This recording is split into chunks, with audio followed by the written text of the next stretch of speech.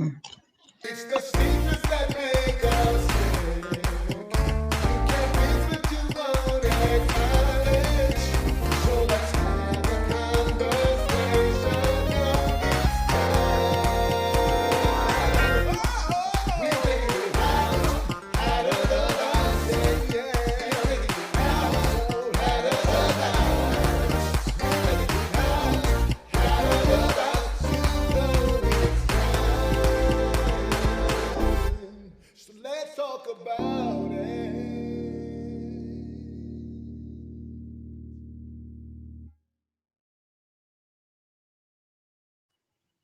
Well, welcome everybody. It's Tuesday night, it's 7 o'clock, and we are here for Outside the Box with Dr. Roy Bright. And we have an amazing show scheduled for you tonight. We have the wonderful, the marvelous, the beautiful, the talented, the every word you want to use to describe this incredible woman of God. Uh, Miss Minister Susan McQueen. Everybody, we have Minister Susan McQueen who's going to share with us tonight in our conversation. So let's jump right on in. Actually, before we get started, I want to mention you see this shirt I have on? This is one of the products, one of the shirts that is available at iamroybright.com. Go to the store. This one says uniquely loved by God. We have about 6 or 7 different shirts and hoodies and masks and all of those things. These the words here are words that God gave me to inspire me to get positivity out in the world. So please go check out everything that we have to offer. But now on to what we're here for. Today's conversation is about surviving loss. We've been doing a series of surviving. We talked about surviving infidelity. We've talked about surviving divorce. And today we're going to be talking about surviving loss. And you're going to have the opportunity to engage with us and hear um, loss that I think no parent ever in the history of parenting ever wants to have to deal with. But the truth is, it's a reality for so many people.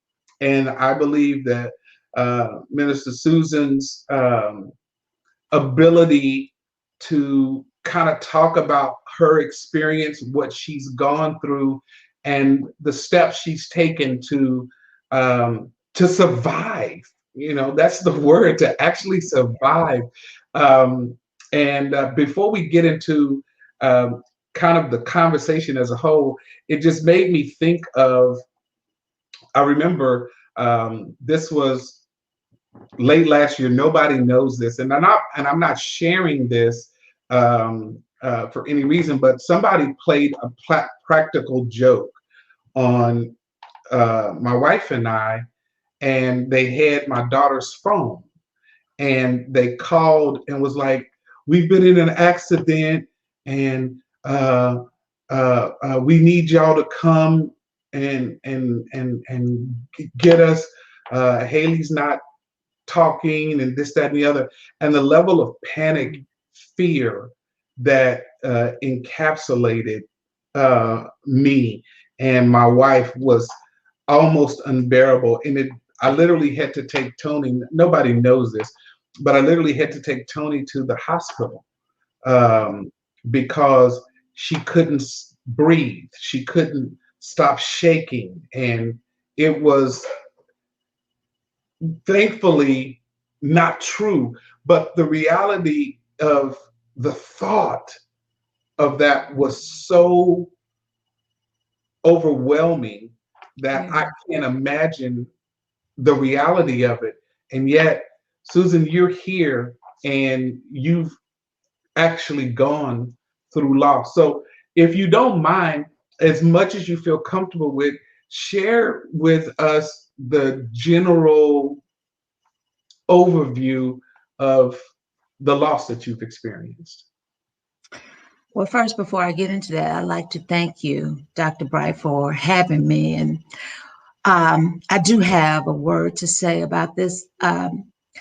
It's really, I guess, uncanny that you asked me because on February the 7th, um, my son would have been gone for 14 years. And, we were all working on our final degrees, my husband, myself, and my daughter. We would all have graduated in '07. Brunel was killed February 7th in '07. And we were planning to have this wonderful graduation. Everyone was excited.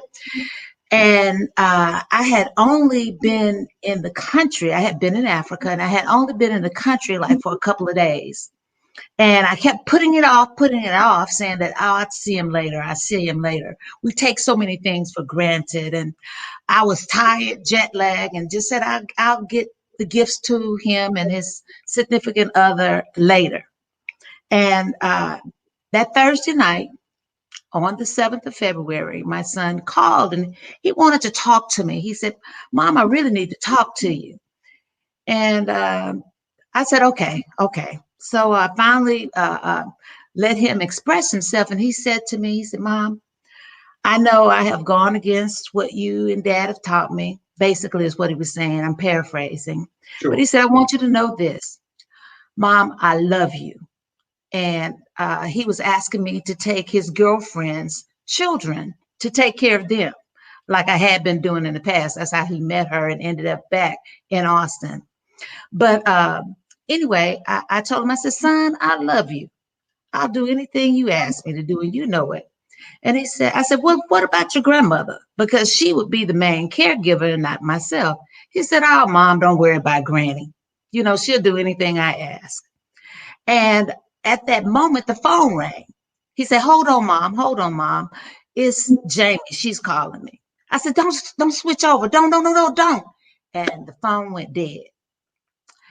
And I kept calling his number back over and over again, but I felt something leave my body. I Wow. realized at that moment something was wrong.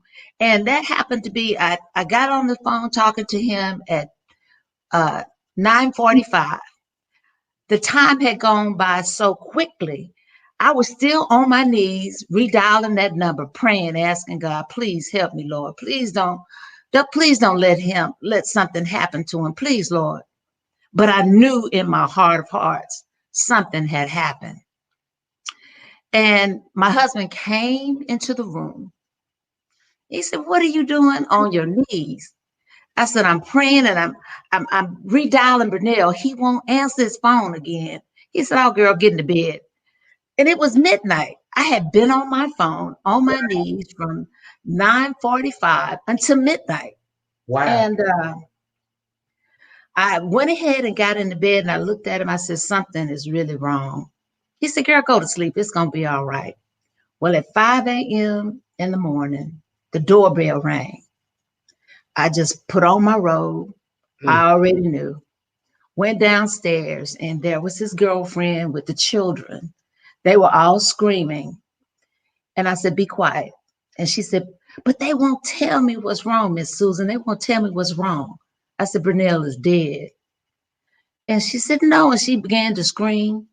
And my husband heard me say, Brunel is dead. So, of course, the chaplain, the police, and the fire department, they were all at that moment coming on in the house. And I knew that the Lord had given us peace to hear these last words with one another. He heard me say, I love you. And I heard him tell me, Mom, I love you. The parting words, the last words that we speak to anyone is so important. Wow. And from that moment to this, I know because he told me, Mom, I love you. It makes it a little bit easier, just a little bit easier. But I take one day at a time, one moment at a time. And I ask God to give me strength to move forward. But in short, that's basically that's what happened. Two cars hit him. God blessed us with a woman who used to attend Mount Sinai. She moved to Houston, and we didn't know whose coat someone had laid on my child, but God sent her to hold him as he took his last breath. So I Wow. was so grateful that someone was there to comfort him. Wow. How do you, Susan, how do you process that? Like, I I guess what I'm asking is, how are you not mad at God? Mhm. That's a real good question. I can't tell you that I haven't had my moments of anger with God, and I say that because He was such a great child. He didn't give us any problems. Just obedient, and He never met a stranger. To know Him, if you would have known Him, He always had a wonderful smile on His face, and He just never met strangers. A great, just a great young man. And to say that I haven't been angry with God, I can't tell you that. In fact, it took me after I had finished my degree plan, I stopped praying. Hmm. I didn't want to pray. I didn't want to preach. I didn't want to teach. I just wanted to be left alone. And it took me, I guess, a few months of not talking to God to realize I can't do without Him. I Wow. was losing my mind. And just have you being around someone that I was just angry? I displayed anger, Sure. even though I was in the church, going to church. Uh, I just look at people like they were crazy. And being the pastor's wife, that was not a good thing. Sure. But people would encourage me, you really need to go to counseling. And of course, coming from my background, African American, we don't believe in going to counselors. Whatever you do, you can handle it. Pray about it, you'll get over it. Well, no, I needed help for someone to guide me back to a place of peace and accepting of what God had done. So to tell you that I didn't get angry with God, no, I can't tell you that. I can't tell you now that there was those I have those moments to say, God, you let this type of person live, and yet you took my son. My son served you with everything that he had. And why did you take him? I can't tell you I don't have those moments of distance of me and God. I do. But I'm thankful that after 14 years, he sent me through enough in my own personal uh, body to say I can't do without him. If I walk away from God, or when I stop talking to God, I lose the understanding of what's going on in my life today. Sure. So my son is at peace and resting. We're still here. And he Absolutely. gave us a job to do. And I had better find myself glorifying him. And that's what I do daily, give him praise. And when I have those moments that I don't want to move, I say, Lord, give me strength. And he does.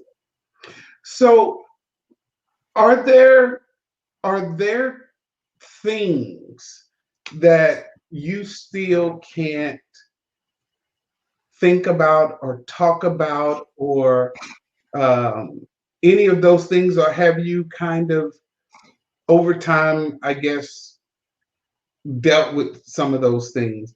And let me give you some context. And I don't know why I'm doing this show, because this is potentially very emotional for me. But like um, I'll share this because this is many people would know this, but I remember growing up. I was raised by my grandmother, um, and what many people wouldn't don't know is that as a young guy in my 20s, probably starting around right after I graduated from high school, 17, um, I couldn't imagine um, life without my grandmother. Mm. And I remember praying, and I would pray every day, Lord, take me before you take her, because I don't think I could survive you taking her. And and I would pray that all the time. And I realized as I got older, I realized how crazy that was. But I just didn't believe that I had it within me to bear that kind of loss. And the reason I start with the story so you can understand is that there is one particular picture of her that I can't look at without almost falling apart, even today. And she died in 2012. And there are um, there's there are pictures of her that I still can't look at, and I don't think I've been back to her grave since that time. I want to go, but I'm kind of scared to go. And so I guess that's the basis of where my question comes from. Um, is are there things like this picture of her that I can't look at without completely falling apart? Do you have any of those kind of experiences, or have you had those experiences? Definitely. Especially right after he was killed.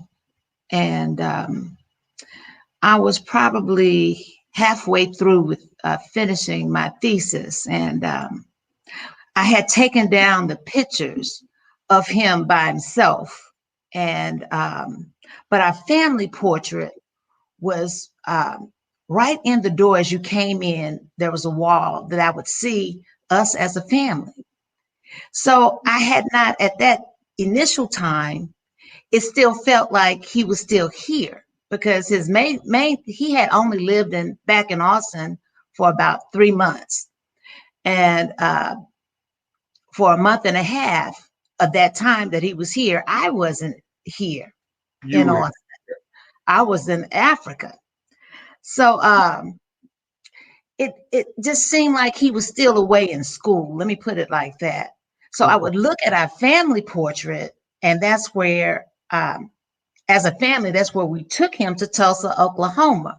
So it felt like that he was still here until you don't get the phone call or you realize that I've forgotten what his voice sounded like. So then all of a sudden, that picture that we had of him was hurtful. Sure. And I have it here now. Mm. You know how you have a picture of you. Can y'all see that? Can you see that? Yes. Yes. And so for me, this picture was on the banister as you came in, and there was a banister between the former living and the dining room where we lived. And that picture of him sat there. So when I realized I had to look to my right and I saw it, I said, but he's not here anymore. I can't talk to him. That's when it hit me to try to remove the pictures. He didn't live too far from our home. He lived in this apartment complex. So I would always have to drive by his apartment complex, Wow. which angered me. And it Wow. made me feel distance. That's when the reality set in, and the pictures I could no longer look at that was still there. And I guess at that moment, which probably took me about 4 or 5 months to realize he was not here anymore, that I wouldn't get a phone call. So then at that moment, I began to rearrange the house, taking down the pictures where he was inserted. And even with doing that, it didn't help the pain. Sure. Sure. And I guess less than a year, I know it was less than a year, I put the pictures back up and tried to begin on my own, not with counseling, and tried to start a process of accepting his death. And Wow. you know how we'll say, physician, how the Lord tells, physician, heal thyself. And Hmm. I thought I had enough training in chaplaincy and with the grief ministry that I could do it. Well, of course, I hit that brick wall. And when the wall came crashing in on me, by that time I had torn up the people around me.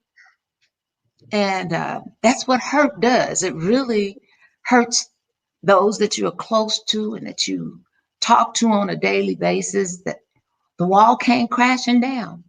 So the removal of the pictures didn't help.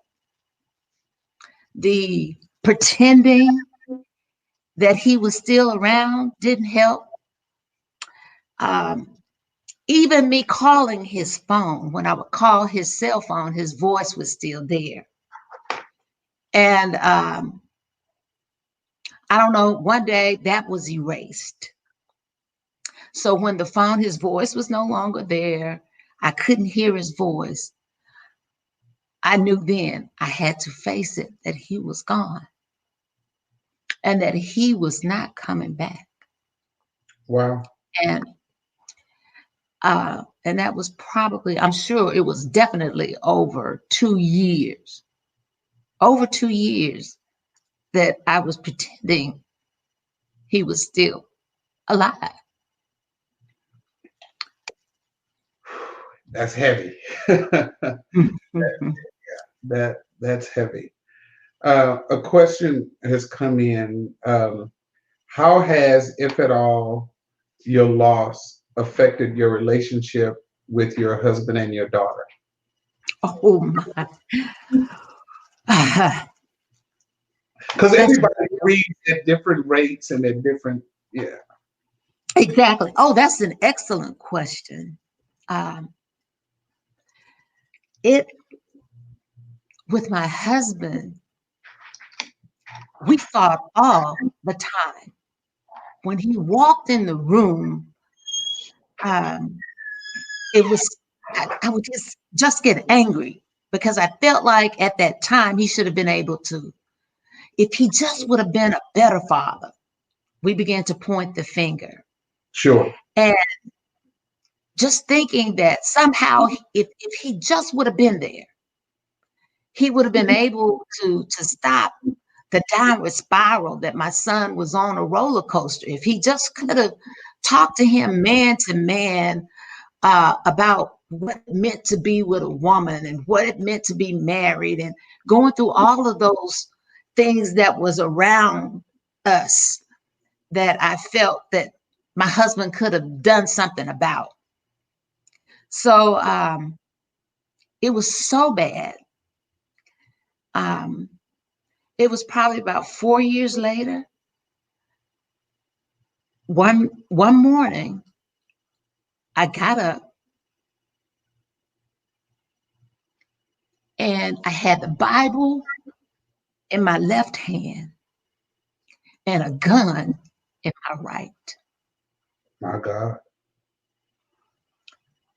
My husband turned over that Sunday morning looking down the barrel of a gun. Wow. But by God's grace, that gun did not go off. That's how depressed I was. I was very ill and didn't know it. Of course, he left the house naturally. And after 4 years of hurting, did I begin the process of getting help, understanding that I had not moved to a level of accepting God's will and blaming even myself and blaming my husband for the actions of an adult man. My son was 23, and he knew exactly how we raised him. Sure. And he knew as my husband led him to say, son, you're not living a godly life anymore.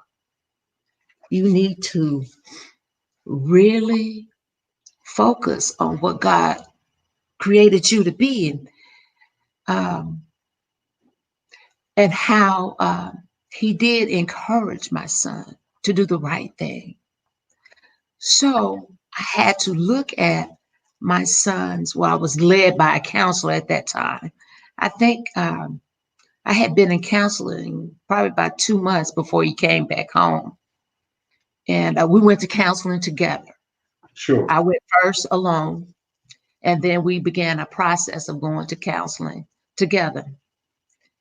And when I was able to actually walk through the process that God was taking my son through and his walk with Christ, and me understanding that that was personal between he and God. And I was grateful that my cousin, Sheila, they all belong to the same church. Um, I forgot the name of the church, but anyway, it doesn't matter. That they typically had on Wednesday nights, they had the Lord's Supper. Sheila had noticed that my son wouldn't take the Lord's Supper.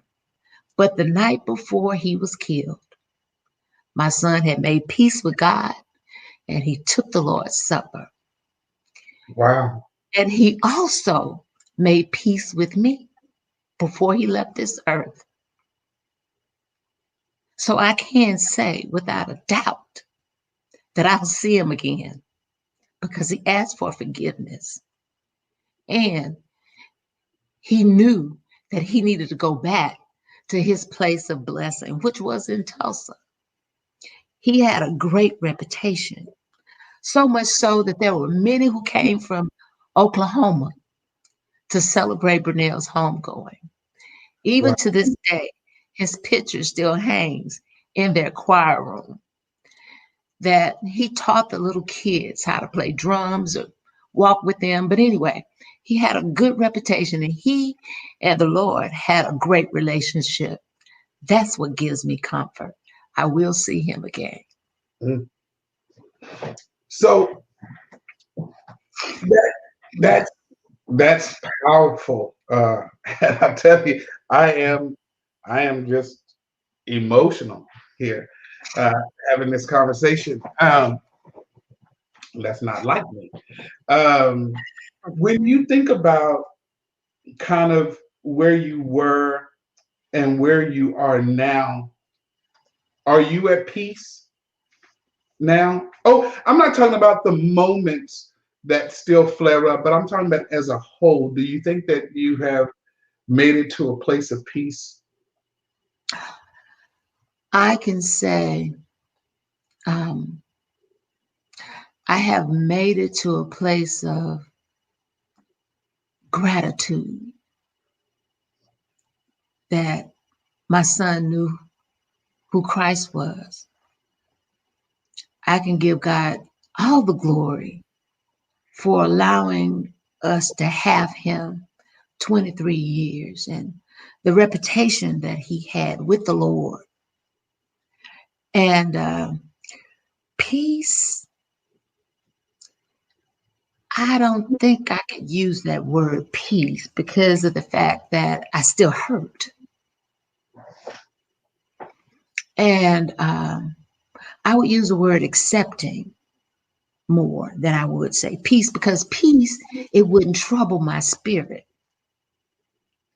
Um, Even though I heard what you said about the moments of he's not here, I have to say that acceptance says, yes, it was God's will. Yes, I won't hear his voice until we all have transcended. And I can't tell you peace. I love my child, the firstborn. And even if I'm not thinking about it, his birthday, I'm still unsettled. And that's 14 years ago. Uh, it's just like I was about to give birth. I can have all of those tightening of my stomach, the whole process of giving birth. I will feel that like it's time for me to give birth. And whether I'm thinking about it or not, my internal soul knows that he's no longer on this earth. And for February, it's like a internal clock that I now know that the way I feel, the emotional ups and downs, where it's coming from. And that's when I have to get in a room by myself, pray, and talk to God. And once I talk to him and he talks to me, that's what gives me comfort. Comfort. And just like you, we're here talking about this now, and it's only a few days, and it'll be the anniversary of his death. Um, Things like that happen where I'm ministering to others, encouraging them, and say, "You can make it. You can make it." The reason why I know you can make it because you're still here.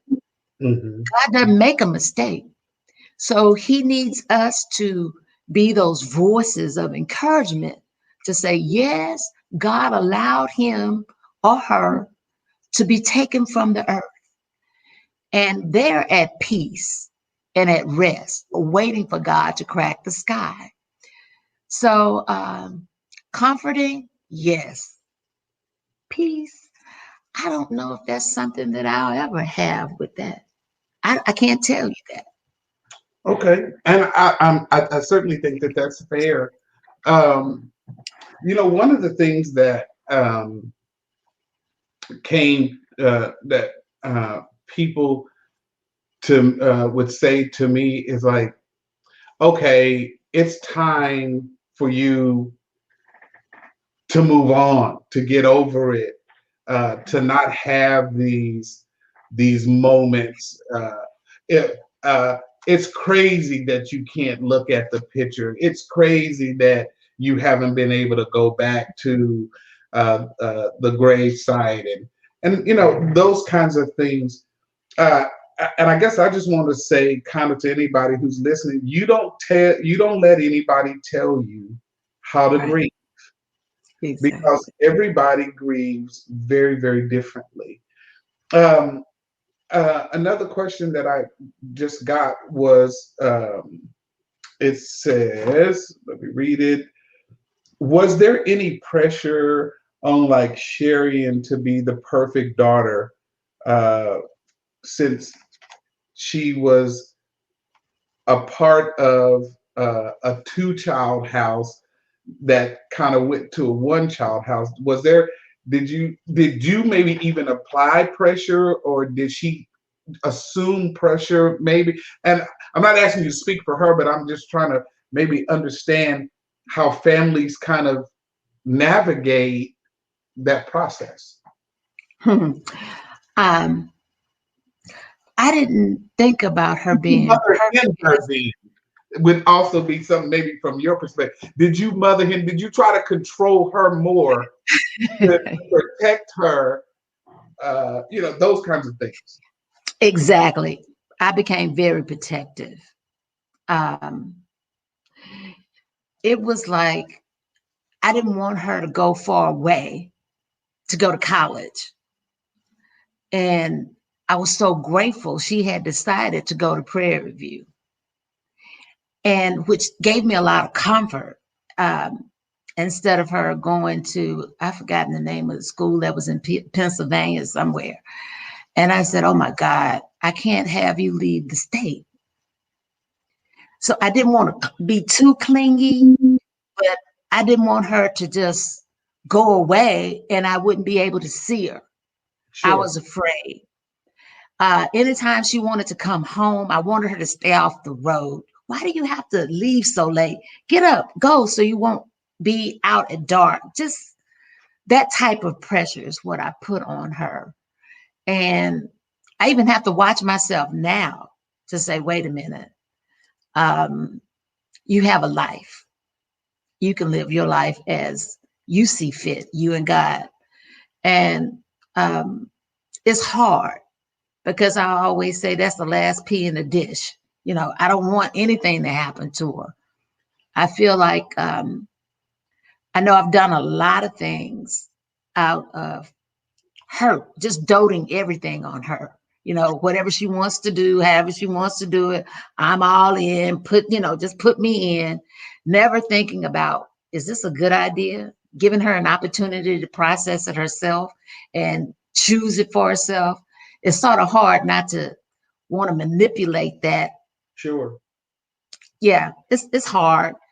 I'm not over that yet. I can't even tell you that I'm over it. I have to just watch myself to say, don't do that to that woman. She's grown. What are you doing? And I'm like, no, don't go there. What are you doing? Panicking. Ooh. Yeah. So when the anniversary does come, or when his birthday comes, is that, I know you said there's kind of this thing where you need to get and be by yourself, but do y'all avoid that day? You know, um, we hadn't talked about it as a whole. COVID really helped us because it came to a point where we had to discuss it. What's going on with you? Why are you snapping? Uh, it's Burnell always made my birthday special. You know, he'd come in with the last thing he got me was this big, huge elephant rug, and he put little elephants, until the biggest one, up the stairs, all the way up our stairs, and going into my bedroom. And he would do things like that, Just kind of and over the top things. anything crazy and over the top. That's what he would do.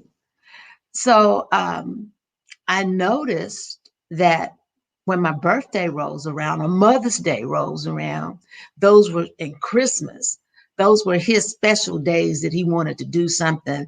You could expect anything from him. He was going to do something extravagant. And so Sharon told me one day, Mom, I'm not Burnell. Hmm. I'm not going to do what he does or what he did. Uh, Mom, it's Christmas time. I'm still here because I didn't even realize well, yeah, I did. I just didn't want to celebrate Christmas. I wouldn't put up any decorations that was our time. The three of us, we would just do something lavish in the house. It was, Christmassy. And she was accustomed to that. So, and I had stopped. You had stopped. Just, I wasn't celebrating until she told me, Mom, I'm still here. And Wow. I looked and said, oh my God, what am I doing? I'm not even grateful for the child that you left me with. What's wrong? Wow. So that was very revealing and a time that to let me know, look, I'm still here. You still have to do those things that matters to the family. So yes, our family has really gone through a lot of struggles together, silent struggles as well as verbal struggles. And thank God for counseling. We now can talk about Brunel and laugh. He had this goofy laugh. He was just crazy laugh. And we would always go, what kind of laugh is that? What? And so we were laughing about that just a few days ago of how he would love to laugh, but it was this goofball laugh that he had. So yeah, I hope that was helpful to you. Absolutely, absolutely. I think one of the things that people who experience loss, um, I think has outside of that acceptance kind of factor, is knowing how to still live. And when you talked about how Sherry kind of said, I'm still here, it made me think about how not talking about my grandmother and you not talking about Burnell, maybe that was comforting for you, but like I have kids, and they want to talk about Nanny. They want to laugh about Nanny. All of the stuff, because one of the things before she before she died, she started having dementia, right, and which escalated to Alzheimer's, and so she would do some of the weirdest things, uh, but and those things I remember. One time I was sitting out on the porch with her, and her daughter, her oldest daughter, my aunt, drove up, and she was like, "We're gonna get in trouble. Mama's pulling in, and I'm not supposed to be on the porch." I'm like, "You the mama, right? You ain't the mama. You the mama." And so it was just so, and so it's those kinds of things that I remember, me and my wife and family, we walked in one time, and she said, "Whoa, there comes the big people." I'm Oh like, my like that, like Lord. people really, you go, and so it's those kind of things that bring joy, but for me initially to open up and talk about those things and laugh and interact about those things, I was just like, I don't want to talk about that. I don't want to, but uh, and I guess my whole point is saying is that we do have to move on, and this is something that I'm telling people. It's not that I'm telling everybody who's listening. It's not about forgetting. It's not about it. It's about living. It's about moving on and learning. And I'm still learning. And I'll be honest, I'm Yeah. still learning how to make. So that when you said the peace thing, I was thinking while you were talking about it, I was wondering, am I at peace? And I don't know. And I guess I never thought about it. And particularly why, Susan, is because I've become a master at avoidance. Mm. Oh yeah. And I don't think that that's necessarily healthy. One thing I have not done is talk to somebody about it, other than my wife, you know. Uh, Mm-hmm.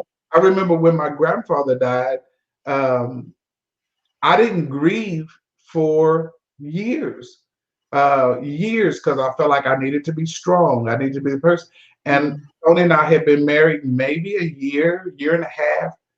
And one day at 2 o'clock in the morning, out of the blue, I burst into tears and I cried uncontrollably for 4 or 5 hours. And I didn't understand why initially. Um, and you have to lean on people, I guess, is the point I was initially getting to. And other people's memories help heal you as well, you know. Yes. Other people's memories help heal you as well. uh, but she's moving on is not forgetting who they are or the impact they've made in your life, and that's true. You don't have to feel like that moving on means that you've forgotten them. It's about remembering. So, in kind of in that vein, in order of in that vein, I guess, what are some of the craziest, funniest memories that you have about your son? um, we had an RV that McQueen was, um, he was determined that we would travel Thank you, and that Paul. we would take, uh, I oh, said, thank you, Paul. He said, I got you. uh, we would travel. You know, McQueen wanted to make sure that his children were exposed and have good times. So we had this RV that Burnell just, he wanted to make sure that he would take the awning out and that he would screw everything down. Um, and one day, all of a sudden, he had grown up too tall to be in the RV that we had. So he would always bump his head against this coffee pot that was right over the bed. That it was a table first, well, a breakfast table, and then you could turn it into a bed. So he would be lying there and have to get up, and he would always hit his head on this coffee pot. And until one day he hit his head so hard he had this big knot on his head. And he Wow. looked at everybody. He said, well, I guess I won't ever forget that this coffee pot is here. It's not moving. So I laughed and we look at his head and got this big knot on his head, poor dear. Um, that's one of the fun memories that we have of him and how he would just, whatever disaster that we thought was there, he would make a joke out of it. Um, me falling. We were going to see the geyser, Old Faithful. And I said, y'all, it's about to blow, it's about to blow. And there was this big tree trunk that I just totally just ran over well, I tripped over the tree trunk. And I really thought I had hurt myself really bad. And Burnell was just cracking up, cracking up. And he said, Mom, you okay? Even if you broke your arm. And he's picking up the arm going, you all right, you all right. Those types of things that I would remember. He would just, if it was something bad, he made something good out of it and he would laugh about it. Just just life period around him was different. He didn't have those moments of despair or total pity for himself. He was not that type of a young man. And he learned to laugh through adversities. So if it's anything that we now talk about, it's like Burnell would make a joke out of that. He'd go, oh, it's all right. Just laugh at it. It'll go away. It's not as bad as you think. And now that I think about it, he's right. It's not that bad.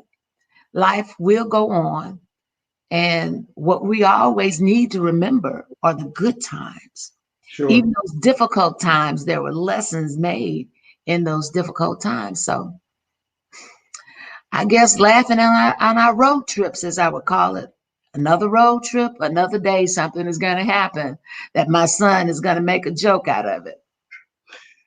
Earlier you said, and we're about to wrap up, but earlier you said something that I thought was really interesting. You said that you, and I'm paraphrasing because I don't remember exactly how you said, but you said that you have become kind of mean towards people and this, that, and the other. Was it hard for people to forgive you for how you treated them during the moments of your deepest grief?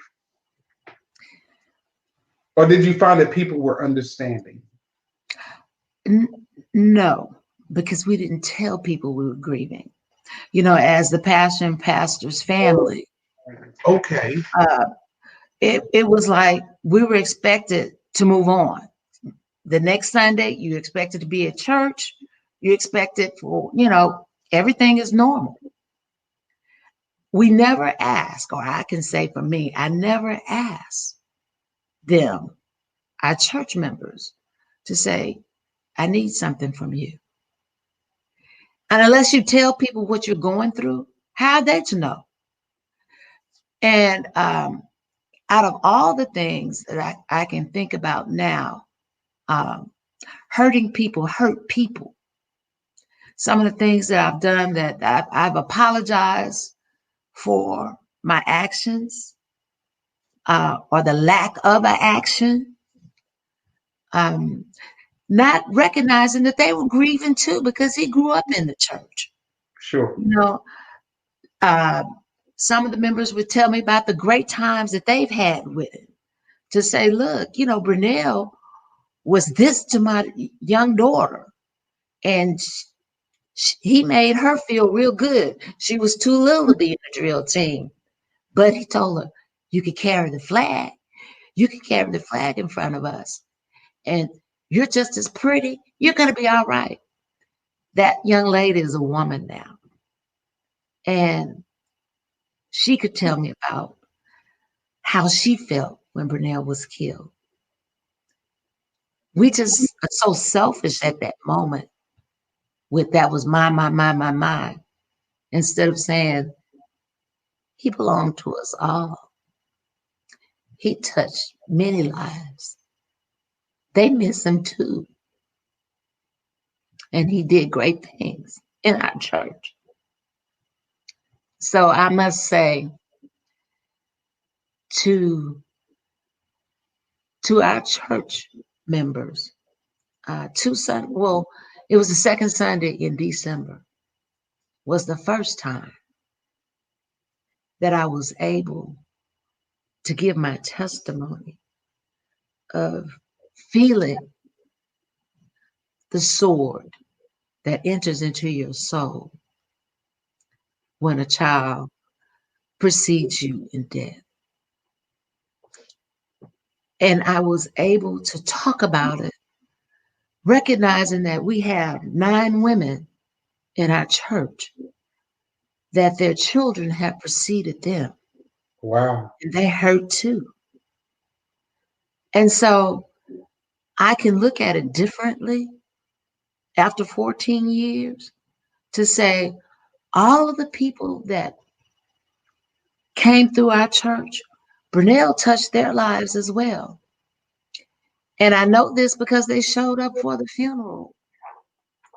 I got plenty of phone calls and cards, no matter where they had gone off to or new ministries or whatever they were into. I got many phone calls. And several people came home and they lived in different areas, Houston or wherever they came from. And they wanted to be there to celebrate a life well lived. So now that I can look back and say, I'm not alone in my grief story. They too lost. And we assume a lot of things instead of asking. Sure. So I would say, yes, um, to look at those persons who I've hurt. And if someone I've hurt and I didn't even know that I hurt them, I've asked, forgive me. Literally, please forgive me. Uh, we've always heard hurting people hurt people. That's true. And we don't know how we're hurting them. But God holds us accountable for our actions.